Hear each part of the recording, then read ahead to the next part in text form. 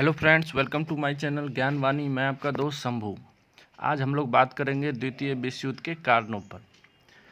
आपको पता ही है कि पहला विश्व युद्ध 1914 से 1918 ईस्वी के बीच लड़ा गया और 20 साल के बाद ही द्वितीय विश्व युद्ध की ज़रूरत पड़ गई। इसके बुनियादी कारणों में हम लोग देखेंगे कि कई कारण हैं, लेकिन सबसे पहले कि यह लड़ा क्यों गया। तो ये लड़ा गया क्षेत्र विस्तार, आर्थिक समस्याओं को हल करने के लिए व सम्मान के लिए लड़ा गया, जिसको हम लोग आगे जब कारणों पर प्रकाश डालेंगे तो समझ में बात आ जाएगी।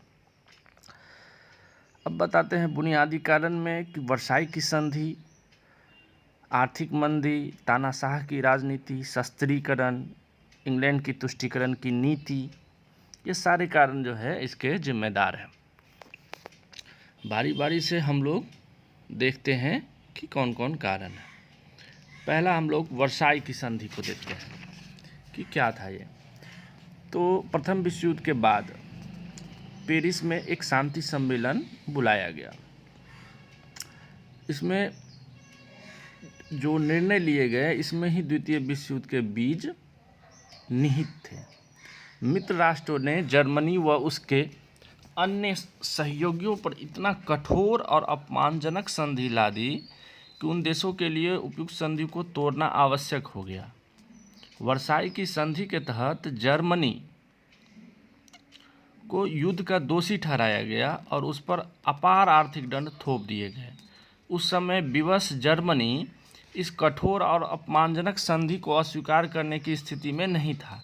यह बात बिल्कुल स्पष्ट था कि जर्मनी किसी भी तरह इस करार को तोड़ देना चाहता था। युद्ध के वर्षों में जर्मनी की अर्थव्यवस्था बुरी तरह तहस नहस हो चुकी थी, मगर उसकी क्षतिपूर्ति की बात किसी ने नहीं सोची। जर्मनी के कुछ भूभाग जो हैं, जैसे अल्सेस है, लॉरेन है, सार है, राइनलैंड है, ये इत्यादि फ्रांस को जो है दे दिया गया। सुरक्षा के दृष्टिकोण से सामरिक रूप से वो काफ़ी महत्वपूर्ण, संवेदनशील थे। इनका सम्मिलित प्रभाव जर्मनी के स्वाभिमान को ठेस पहुंचाने वाला और अनावश्यक रूप से प्रताड़ित करने वाला सिद्ध हुआ। इस घोर आर्थिक अभाव और सामाजिक असंतोष के कारण जर्मनी में राजनीतिक अस्थिरता खतरनाक रूप से फैलने लगी। जर्मनी के नाजीवाद के उद्भव के संदर्भ में इसे देखा जा सकता है। जर्मनी में प्रथम विश्व युद्ध के समय वाइमर गणतंत्र की स्थापना की गई थी और वाइमर गणतंत्र पर वर्साई की संधि पर हस्ताक्षर करने का आरोप था। अतः वर्साई की संधि को भंग कर अंतर्राष्ट्रीय क्षेत्र में जर्मनी की प्रतिष्ठा को स्थापित करना हिटलर का मुख्य उद्देश्य बन गया और अपने विस्तारवादी कार्यक्रम के तहत उसने इस उद्देश्य को प्राप्त करने का प्रयास किया, जिसका कारण बना द्वितीय विश्व युद्ध। दूसरा जो है हम लोग देखते हैं कि मुसोलिनी और जो फासिस्टवाद है या अधिनायकवाद है, इसकी भी क्या भूमिका रही। प्रथम विश्व युद्ध में इटली जो है मित्र राष्ट्रों की तरफ से शामिल हुआ था, परंतु पेरिस शांति सम्मेलन में उसे वायदे के अनुसार कुछ भी प्राप्त नहीं हुआ। फलस्वरूप वह असंतुष्ट हो गया। इटली निवासियों में असंतोष को दूर करने और साम्राज्य प्रसार के उद्देश्य को लेकर मुसोलिनी ने अपनी अधिनायकवादी फासिस्ट सत्ता स्थापित की। अब उसने वर्साई की संधि के प्रावधानों का विरोध करना शुरू किया। इसी क्रम में उसने अबिसिनिया पर आक्रमण कर राष्ट्रसंघ को चुनौती दे दी। अब राष्ट्रसंघ की भी जो है देखेंगे कि क्या असफलता कैसे साबित हो रही है। पेरिस शांति सम्मेलन में सामूहिक सुरक्षा और अंतर्राष्ट्रीय शांति हेतु राष्ट्रसंघ की स्थापना की गई थी और प्रारंभ में पराजित राष्ट्रों को इसकी सदस्यता से वंचित रखना इस बात का द्योतक हो गया कि राष्ट्र संघ विजयी राष्ट्रों का गुट है। रूस राष्ट्रसंघ को पश्चिमी राष्ट्रों का साम्यवादी रूस के विरुद्ध एक षड्यंत्र मानता था। मित्र राष्ट्रों ने राष्ट्रसंघ को अपने स्वार्थ की सिद्धि के लिए प्रयोग किया। जापान ने जब मंचूरिया पर अधिकार किया तो राष्ट्रसंघ विधवा स्त्री की तरह हाथ पांव पीट कर रह गया। छोटे छोटे राष्ट्रों को राष्ट्र के संघ के सुरक्षा पाने का विश्वास समाप्त हो गया।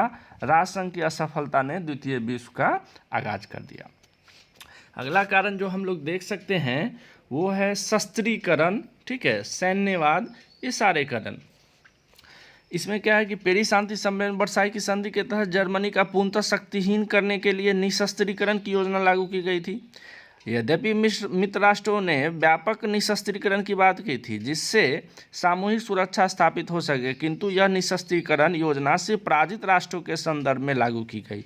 इटली और जर्मनी ने आगे चलकर निशस्त्रीकरण सम्मेलन में अपने को अलग कर लिया और सैन्यकरण पर बल दिया। इस तरह शस्त्रीकरण की भावना का विस्तार हुआ। इसी संदर्भ में चर्चिल ने कहा कि यदि वर्साई की संधि की निशस्त्रीकरण संबंधी धाराओं का 1934 ईस्वी तक कड़ाई से पालन किया जाता तो हिंसा या रक्तपात के बिना शांति एवं सुरक्षा की अनिश्चित काल तक रक्षा की जा सकती थी। अगला जो एक सबसे महत्वपूर्ण कारण है आर्थिक मंदी। आर्थिक मंदी जो है पूरे विश्वव्यापी ये संकट था। प्रथम विश्व युद्ध के बाद सभी देशों की आर्थिक स्थिति जर्जर हो गई थी। युद्ध, व्यय एवं कर्ज की राशि अत्यंत बढ़ गई थी। अतः पेरिस शांति सम्मेलन में जर्मनी से पराजित राष्ट्रों के साथ क्षतिपूर्ति संबंधी संधियां कर संकट दूर करने का प्रयास किया गया। युद्ध के समय प्रचारित राष्ट्रीयता की भावना से लोग अपने देश में बनी चीज़ों का व्यवहार में लाने लगे तथा आपसी तनाव और आत्मविश्वास के कारण आयातों पर प्रतिबंध लगाया गया। फलतः देशों के निर्यात में कमी आई और व्यापारिक असंतुलन पैदा हो गया। अमेरिका ने यूरोप की आर्थिक दशा सुधारने के लिए बड़ी मात्रा में ऋण दिया। इस तरह लगभग संपूर्ण यूरोप की अर्थव्यवस्था अमेरिकी ऋणों पर निर्भर हो गई। इसी समय 1925 के आसपास अमेरिका में सट्टेबाजी की प्रवृत्ति बढ़ी, जिससे यूरोप के देशों से धन अमेरिका वापस जाने लगा। यूरोप की अर्थव्यवस्था पर उसका प्रतिकूल प्रभाव पड़ा और 1929 में अमेरिकी स्टॉक एक्सचेंज के पतन ने अमेरिका सहित तमाम देशों को आर्थिक संकट में डाल दिया, जो इतिहास में 1929 की वैश्विक आर्थिक मंदी के नाम से जाना जाता है। इसके बाद हम लोग उग्र राष्ट्रवाद, नाजीवाद और हिटलर, ये सारे इसी में एक साथ हम लोग देखते हैं कि आर्थिक संकट का सबसे बुरा परिणाम लोकतांत्रिक सिद्धांतों पर पड़ा, क्योंकि बेकारी, असंतोष, असुरक्षा एवं अस्थिरता की समस्याओं को लोकतांत्रिक सरकारें सुलझा नहीं पाई। आर्थिक राष्ट्रीयता ने अधिनायकवादी प्रवृत्तियों को बढ़ावा दिया। जर्मनी में हिटलर ने तो इटली में मुसोलिनी ने इस नए चिंता के वातावरण का लाभ उठाकर तानाशाही सरकार की स्थापना की। इसके अतिरिक्त स्पेन, पुर्तगाल में भी तानाशाही सरकारें स्थापित हुई। इन सरकारों ने धार्मिक मामलों में सरकारी हस्तक्षेप को बढ़ावा दिया तथा बेरोजगारी आदि दूर करने के क्रम में अस्त्र शस्त्र के निर्माण तथा सैन्यवाद पर बल दिया। बाजारों की स्थापना हेतु विस्तारवादी नीति को अपनाया गया। जापान के मंचूरिया तो इटली के अबिसिनिया, जर्मनी के अखिल जर्मन साम्राज्य के संदर्भ में इसी विस्तारवादी और आक्रामक नीति को समझा जा सकता है।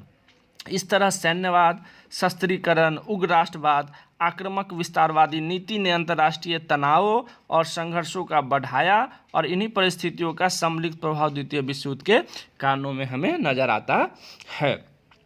इसके बाद अगला जो सबसे महत्वपूर्ण कारण नजर आता है वो इंग्लैंड की तुष्टीकरण की नीति, और इसी के द्वारा जो है गुटों का निर्माण होता है।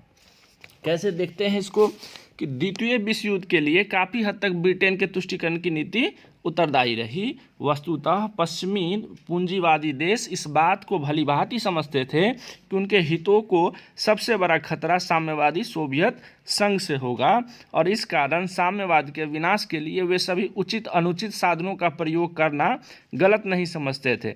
ब्रिटेन का मुख्य लक्ष्य फासिस्ट शक्तियों को सोवियत संघ के खिलाफ खड़ा करना था। इसी क्रम में ब्रिटेन ने जापान, इटली, जर्मनी जैसे साम्यवादी विरोधी देशों द्वारा की गई अंतर्राष्ट्रीय संधियों के उल्लंघन को न सिर्फ नज़रअंदाज किया बल्कि एक के बाद एक की गई आक्रामक कार्रवाइयों को माफ़ भी किया।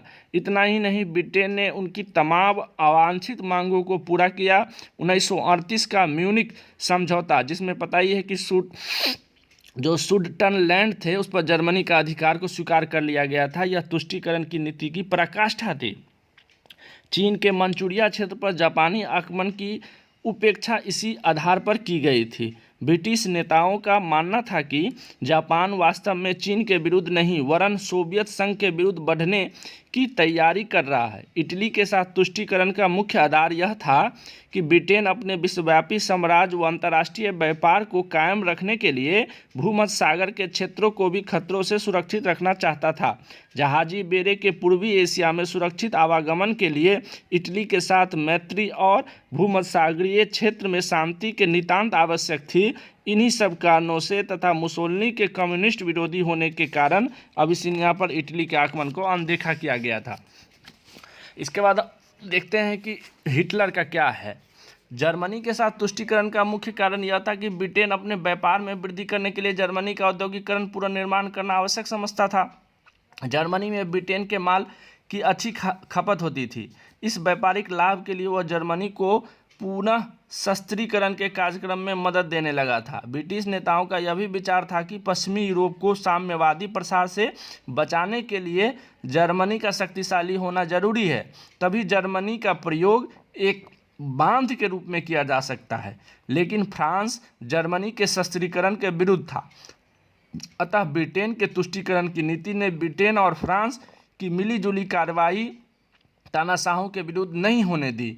हिटलर ने जब वर्साई की संधि के निशस्त्रीकरण उपबंधों का त्याग किया तो उसका विरोध करने में ब्रिटेन ने फ्रांस का साथ नहीं दिया, वरन उसने जर्मनी के साथ एक नौसैनिक समझौता भी कर लिया। इससे हिटलर का हौसला बढ़ा और उसने राइनलैंड पर अधिकार कर लिया। तत्कालीन ब्रिटिश प्रधानमंत्री की नीति तुष्टीकरण की नीति की पराकाष्ठा थी, जिसमें म्यूनिख पैक्ट के तहत हिटलर की सुडेटनलैंड की अनुचित मांग को स्वीकार कर लिया। फलस्वरूप हिटलर की महत्वाकांक्षा और बढ़ गई और इसी क्रम में उसने पोलैंड पर आक्रमण कर द्वितीय विश्व युद्ध की शुरुआत कर दी। इस तरह तुष्टीकरण की नीति ने सामूहिक सुरक्षा की धारणा को ध्वस्त कर दिया। इसके बाद गुटों का बात जब करें तो चेम्बरलिन का मानना था कि हिटलर और मुसोलिनी के उद्देश्य सीमित हैं और ये 1919 के अनुचित प्रावधानों को सुधारना चाहते हैं। हिटलर सिर्फ वर्साई की अनुचित बातों को सुधारना चाहता है, तो मुसोलिनी की इच्छा बस उत्तरी और पूर्वी अफ्रीका में उपनिवेशों को पाने तक सीमित है। यदि उनकी इन इच्छाओं और मांगों को पूर्ति कर दी जाए तो वो शांत हो जाएंगे, लेकिन उसका यह विचार गलत धारणा पर आधारित था। उसकी सबसे बड़ी भूल यह थी कि वह यह समझता था कि हिटलर और मुसोलिनी की तृष्णा व आकांक्षा को कुछ ले देकर शांत किया जा सकता है। उसका यह भ्रांत विश्वास था कि छोटे राष्ट्रों को भेड़िए के आगे डालने से उनको संतुष्ट किया जा सकता है, पर वे यह नहीं समझ सके कि एक बार लहू का स्वाद लग जाने पर तृष्णा कभी पूर्ण नहीं होती। जितना तुष्टीकरण किया जाएगा उतना ही असंतोष बढ़ेगा। चर्चिल ने भी लिखा है कि तुष्टीकरण की नीति का एक दुर्भाग्यपूर्ण परिणाम यह हुआ कि हिटलर को यह विश्वास हो गया कि ब्रिटेन और फ्रांस उसके विरुद्ध युद्ध करने में सक्षम नहीं है। और दो गुटों का इधर निर्माण हुआ। एक गुट में जो है क्या कहते हैं आपको इटली है, जापान है, बाद में रूस भी सम्मिलित हो गया, जर्मनी तो है ही है, और दूसरे गुट में जो है इंग्लैंड है, चेकोस्लोवाकिया है, पोलैंड है, बाद में इसमें अमेरिका भी सम्मिलित हो गया। इस तरीके से गुटों ने भी जो है इसको क्या कर रहे हैं बढ़ाने में आगे बढ़ाया। तात्कालिक कारण में तो ज़्यादा कुछ है नहीं, बस वही है कि जो है 1 सितंबर 1939 को पोलैंड पर जर्मनी ने आक्रमण कर दिया। 3 सितंबर को जर्मनी के विरुद्ध युद्ध की घोषणा करते हुए चेम्बरलेन ने आगे की कार्रवाई निश्चित की और यह विश्व युद्ध का आगाज हो। धन्यवाद।